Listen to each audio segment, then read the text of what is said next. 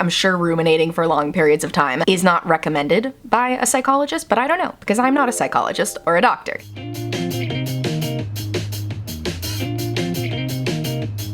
Hello, and welcome back to another episode of the Hard Feelings podcast. This is, of course, my mental health podcast where I talk about things like anxiety, depression, rage, jealousy, embarrassment. That was more rage, I guess. We're switching up the intro. Do you like it? I never want to be predictable. Oh my goodness, we have another exciting episode that is based off of the way that I am feeling in my real life. That is the way that I like to structure this podcast. If you're new here, hi, hello, my name is Giovanna, I'm a Virgo, I love structure, but I'm also a Sagittarius moon, so I hate structure. I also have severe anxiety, so I love and hate structure, and just generally feel overwhelmed by everything. The way I like to loosely structure these episodes is talking about what hard feeling or difficult to process feeling is weighing on my heart this week, and for me, this week it is, drumroll, overwhelm! Can you even believe it? I am overwhelmed. Can you ever just be whelmed, or does it always need to be over or underwhelmed? I don't know. I don't think I've ever felt whelmed a day in my life. Overwhelmed? Every single day, for sure. But especially this week, I've been feeling really overwhelmed just because I've had more social engagements to go to. I've gone into Manhattan twice this week, which as a girl who stays in Queens 99% of the time, that is a lot for me. I've also had a couple of projects that weren't supposed to have a due date until later, and then all of a sudden they're due tomorrow. I feel like I'm back in school again. It's making me feel very stressed out. I keep having recurring dreams about me being in school and not having done my homework and getting in trouble. That's nothing new to this week, though, to be honest. That's not just because I'm overwhelmed this week. I always have that recurring dream, and me and my therapist have been over them many times, and she's like, yeah, that's clearly just your brain trying to have some sort of control and feel like you're in trouble all the time. And I was like, how do we get it to stop? You just have to let your brain do its thing. But anyways, that's not what this video is about. This video is about being overwhelmed, a little overview for you. We're gonna talk to you about how I feel overwhelmed, how I'm able to like place the feeling of being overwhelmed. Because sometimes even just being able to place the feeling that you're feeling is really helpful. I know for me, sometimes somebody says, how are you? And I'm like, good, bad, and everything in between. What do you mean? I don't know what I'm feeling right now. So I want to tell you how I know I'm physically feeling overwhelmed in my body. And then I want to tell you some coping mechanisms, because back in the day, if I had a day like today where all of a sudden I had 2 projects to do and I was already feeling burnt out from all of the social engagements I've had to go to, because I have a lot of social anxiety, I would just like probably take a nap and ignore it and then do it all at the last minute. But that's not what I'm gonna do today. That's not what I've done today, and I'm gonna tell you how I handle it. For me, I tend to feel overwhelmed whenever a deadline is introduced. You know, it's one thing to have my own to-do list and say like, okay, I have these things that I want to do today, these things I'll get to tomorrow, etc. But when you have a deadline imposed on you by an outside force, whether that's through work, whether it's through, you know, a doctor's appointment that has to be on a certain day, for me, being given like hard and fast deadlines just immediately sends me into overwhelm. Even if I know that I have plenty of time to do something, it's like my brain just can't even allow me to get there, because suddenly there's a deadline that feels like it's catapulting towards me and all I want to do is run away from it. I start to feel jittery, I start to like pace around a lot. That's another indication that I'm feeling overwhelmed. Sometimes there can be a little chest tightness. Sometimes you can get a headache from just like all of the ruminating that you're doing. That's something I tend to do a lot when I feel overwhelmed, is instead of actually sitting down and getting to the task, I just sit here like this and I stare off into the distance and I think about how much I have to do, and I let that tightness in my chest build up until I just like can't take it anymore. Which is not necessarily a good thing to do. Don't do that. Which I'm not saying is like what you should do. You know, here's the thing. Here's the thing with this podcast. I don't have it all figured out. I don't think I claim to have it all figured out. I'm just telling you what I do in these circumstances. I'm sure ruminating for long periods of time is not recommended by a psychologist, but I don't know, because I'm not a psychologist or a doctor. But when I can finally pull myself out of the ruminating spiral, this is what I do. First things first, I gotta go for a walk. I know I'm a broken record about the walking, but nothing clears my head more than getting outside and taking a little walk. Even if you only have a second to like just step outside, get a breath of fresh air. I'm telling you, I don't know what chemicals they're putting in the air these days, but man, oh man, does it make me feel more relaxed. I think it's just like getting that movement in your body. You know, we all know, the scientists have told us like over and over again, exercise and releases endorphins. That's why you should do it, yada, yada, yada. We all know that. But, you know, if you're not in the mood to exercise, literally just getting a little brisk walk going can achieve the same thing. At least it does for me. For me, even just the sheer fact of being outside, like you don't even have to walk. You can just stick your head out the window, babe. Take a big inhale and get that fresh air. I'm telling you, it does something chemical in your brain that just helps bring the overwhelm down a teeny tiny bit. Now, what we're gonna do to bring that overwhelm down even more is we're gonna get a planner. And if you're like me, then you're probably like hissing at the camera. No planner, we hate planners. I hate planners. I bought a planner like every single year of high school, and I would use it for the first 2 weeks of school and then forget about it. I never wrote things down in my planner. That's just not how my brain retained information. Like even if I wrote it down, I would just never look at the planner again. But I finally found a planner that works for me. I searched ADHD planner to find this because I figured, although I've never been diagnosed officially with ADHD, I got all the symptoms, babe. So I'm just gonna live my life looking for ADHD hacks. And this is a planner that popped up when I looked up ADHD things. And so basically it doesn't have a date. It says today's plan, and then you put the date, and then it has different sections. So it's one right here that says super important, and then you have one that says then do this, then this one says chill, this is not urgent, then you have your general notes down here, and then on this side you can put a checklist. Now I love this because when I have a planner that's like set out weekly, one, they never give you enough freaking space to actually write everything down in those weekly planners for me, because what I like to do with my list making that makes the overwhelm even less overwhelming for me is to really break those tasks down into tiny pieces. So I'm not just writing down like complete project for today. Obviously, I know I need to do that, but I'm going to write down complete project, and then under that, I'm going to break it down into 10 separate tinier steps that I can accomplish faster and be able to check things off more often. Because that's kind of like, you know, that's a little ADHD hack. It's the dopamine hit of being able to check off a list is so freaking satisfying. If you are not a list maker and you're hearing all of this and you're just like, whatever, I'll skip this part, wait till she says the next helpful thing, give it a chance, because I'm telling you, that dopamine hit. Look at all these checks I got going on today. It is so satisfying to me to be able to check things off. And like I said, breaking them down into smaller tasks is so helpful. I even put things on here like eat lunch, drink water. Like I put things on my to-do list that are not necessarily work related, but are still important for my general well-being. I put down when I need to shower, I'll put showering on my to-do list. When I need to charge my toothbrush, I put charge toothbrush on my to-do list. Like I put all of these tiny things on here because my brain just lets things fly away the second the thought has happened, you know? And for years, I just felt like there was no real way for me to get a hold on it because the planners didn't work for me. The weekly planners, like I said, I'd use them for a couple weeks and then forget about them.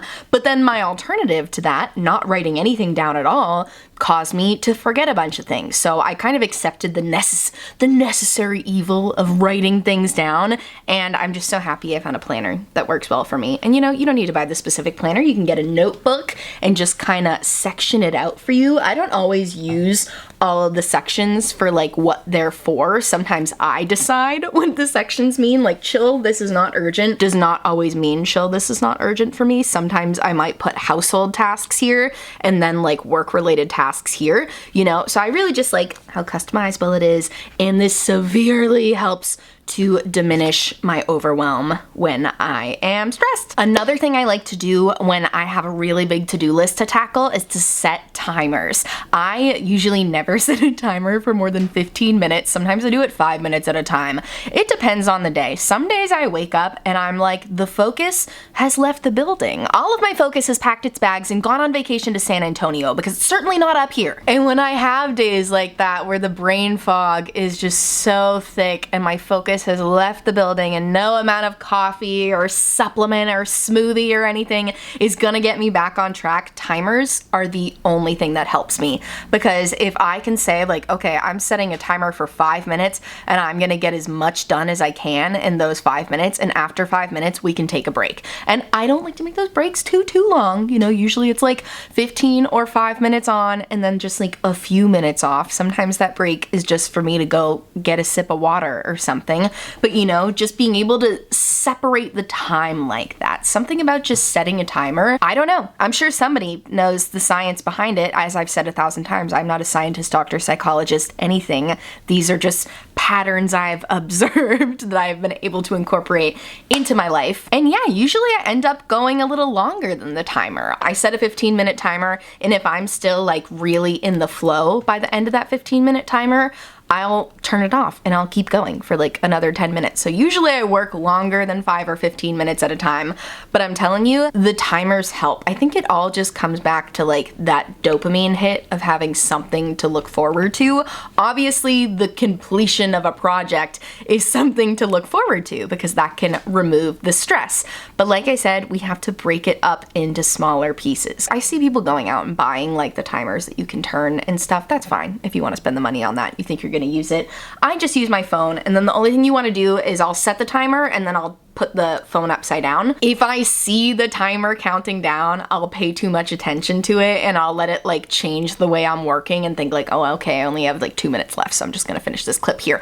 No, you can't look at the timer. You have to set it, forget it. That's my greatest piece of advice when it comes to timers, and that's kind of why I don't want to get a physical timer that you like turn and watch tick down. I'm an easily distracted gal. Stuff like that distracts me, so I like doing it on my phone. But yeah, timers are a huge help when I'm feeling overwhelmed and when I lack focus, which is a lot. Okay, and then the final thing I do to fight the overwhelm is I fight it with peace and I fight it with vibes, dude. Yeah, I'm talking about ambient soundscapes on YouTube again. I'm not talking about Laprisi specifically. Okay, I've mentioned Laprisi before. He makes these beautiful, like, painting looking soundscapes that have vintage oldies playing in another room. That's just my general soothing music, but when I need to work and focus and tackle overwhelm, I like to watch nature soundscapes. So I do them based off of what time of day it is. If it's daytime, then I will watch a daytime, like river flowing through a mountain soundscape. If it's evening, then I'll watch either like a sunset or like dark forest, rain. Rain is really soothing for me. Something that has a little bit of sound to it, but not music, not distracting. So Laprisi plays vintage oldies, like it plays like quiet music. So if you can work with that, that's great. But for me, I really do like a nature sound, like a flowing river or the falling rain. And I turn the volume down low, but I keep the screen, I keep like the full YouTube screen open while I am working, and it helps me focus. I don't know. I'm somebody, I really probably am ADHD. Again, I got every symptom on the list, but I really cannot, I'm not somebody who can just like sit down with the work in front of me and just do the work with nothing else going on. It's funny, I'm easily distracted, but I also need those distractions to get the work done, and having those like nature videos on YouTube playing in the background is so helpful to me. Sometimes music is just a bit too distracting when I really need to focus on something, because as much as I love listening to music while working, it can sometimes get a little bit too distracting for me if it's anything with words. Like if it's Leve, I'm gonna sing along, even though she's so soothing and calming and has such like a peaceful voice. It's too catchy. I'm gonna sing along. So that's why I prefer like a nature soundscape, something you can't sing along to rain. I mean, maybe you could. This is my rain noise. Flowing river. It's more like wind. Yeah, see, you can't sing along to stuff like that. So for me, that helps me focus. Although I will say, I have been getting into more classical music lately, you guys. In fact, perfect segue into our mental health bop of the week. This one's a real throwback, you guys. It's freaking Mozart. Okay, so I was listening to Leve, as I do, the other day, and you know how there's like songs that come on autoplay if you have Apple Music or Spotify or anything. It's like songs like this that play afterwards, and they start playing Clarinet, Quintet, and A major by Pierre, Genisson, which is originally by Mozart. You know, it's a cover, if you will, and my brain was just taken on such a beautiful journey. It's almost a 10-minute long song, so that's wonderful, but it's just so soothing. There's so many different parts to it. The only way I can think to describe it, because obviously I can't sing lyrics for you guys here, is this public domain? Is it? Is Mozart public domain? If it is, this Pierre Jenisson's version is not. That's the version I'm talking about. But go give it a listen. And I mean, really any classical music. This was just like the first classical bop that really got my attention. I've listened to classical music before. I took ballet all growing up. I've always found classical music soothing. My mom used to like buy me classical music CDs. I'm pretty sure she told me she listened to classical music when she was pregnant because she saw it was good for babies. So like, I have long since been adept to the classical music, but I guess just the last few years I've forgotten about it. And you know, getting back into listening to Leve, getting into jazz music. I've been into jazz music. In college, I always listened to jazz on the radio too. So it's funny that I just like forget every couple years how soothing classical instrumental music is to me. And then I remember and I'm like, wow, how great is this? How great is this to focus? I can focus when just this is playing. I can journal to classical music. I can work to classical music. I love walking outside to classical music. Dude, I'm telling you, nothing imitates life and nature more than classical music. I was listening to this Mozart bop today when I was out for my morning walk, and I swear the birds were like flying along to the music. Like the way nature interacts with classical music just feels so intertwined. It makes you feel like you're in a walking music video. Don't sleep on classical music. Don't tell yourself you're too cool for it, because I promise you're not. It is so soothing, even if you just listen to it while you work. I knew people used to do that when studying. That's what's so funny, is I've always known that people have used classical music to study. I never did it though. And now as an adult who's like out of school, but you know, still has work that I have to do, I'm playing around with it and it's a banger. It's an absolute banger. So yeah, to summarize the episode for you, nature sounds, classical music, ADHD friendly planner, timers on your phone, sweet little kitty cat to give you encouragement along the way. What do you think, Bert? If I'm being fully honest, Bert can be a bit more of a distraction, but he is also the world's most soothing presence, so I'll allow it. Oh, I almost forgot to tell you, I'm also rocking with a new stress ball this week. You might remember, if you're a frequent listener or watcher of the pod, you might remember I have this little dumpling stress ball that I was playing with and enjoying it, but it's a little too watery. Like, I was afraid I'm gonna pop it. I still like that one, but I have kind of sharp nails, so I wanted one that I wasn't afraid I was gonna pop, so I got this one. This is from the brand Logest. I'll link it down below. These are actually intended for people with arthritis to exercise their hands, or carpal tunnel, you know, any sort of like hand weakness. I hope I'm saying, I'm sorry if I'm not describing that well, but this is for people to do hand exercises to strengthen their hands, but it did also say that you could use it for stress. I have the medium resistance, so it looks like most of the people using them use a light resistance one, but I figure that's for like hand exercises, and I want to like squeeze it when I'm stressed like this. So I went with the medium. I'm really happy with it. I kind of like toss it back and forth like a ball like this when I'm sitting here. I like to do it during therapy because I just like get antsy and I need something to do with my hands, but I'm trying to remember to use it more when I'm working too, just because for me, like, there's something about this, man. I don't know what it is. Something about a stress ball. It's funny. We used to always have them in elementary school. In every single classroom, they would readily give us stress balls until we got too distracted with them and popped them and caused a disturbance. But they would always give us stress balls. And it's so funny that as we grew up and like got to middle school and high school, there stopped being stress balls in the classroom. I forgot about them, didn't think about them for like 20 years. And now here I am as an adult being like, wow, it is amazing how much squeezing this little ball just relieves the stress. So give it a try. I'll link this one down below. All right, everybody, and that brings us to the end of the episode. Thank you so much for listening. The thing that I always hope for at the end of every episode is that I could make you feel a little less alone. I know sometimes the things that I talk about might be universal hard feelings that not just people who struggle with anxiety deal with, but people deal with on a day-to-day basis. The whole purpose of this podcast is to make you feel less alone, because a lot of times we think that we're the only ones feeling a certain way. Every time I talk to somebody who shares that they feel the same way that I do when I thought I was the only one feeling that way, it just like unlocks a piece of my soul. It like makes me feel so much more connected to other people as somebody who like feels weird and different and othered and kind of like a misfit a lot of the time. Every time I can connect with other people about feelings, every time you guys tell me in the comments section or on Instagram, or you send me a message saying I feel the same way and you have made me feel less alone because you're sharing it, that's the reason I keep coming back and doing it. Makes me feel good to talk about these hard feelings. I love that we can share this with each other. I love that we're not trying to be solution oriented and say, here's how to eviscerate overwhelm. No. We're never trying to eviscerate these hard feelings, because every feeling is a part of us and what makes us human. We just need to learn how to cope with them, how to accept them. And yeah, that's the way the cookie crumbles. This is the end of the episode. If you like the makeup on my face, I will link it all down below. It's kind of a basic look. I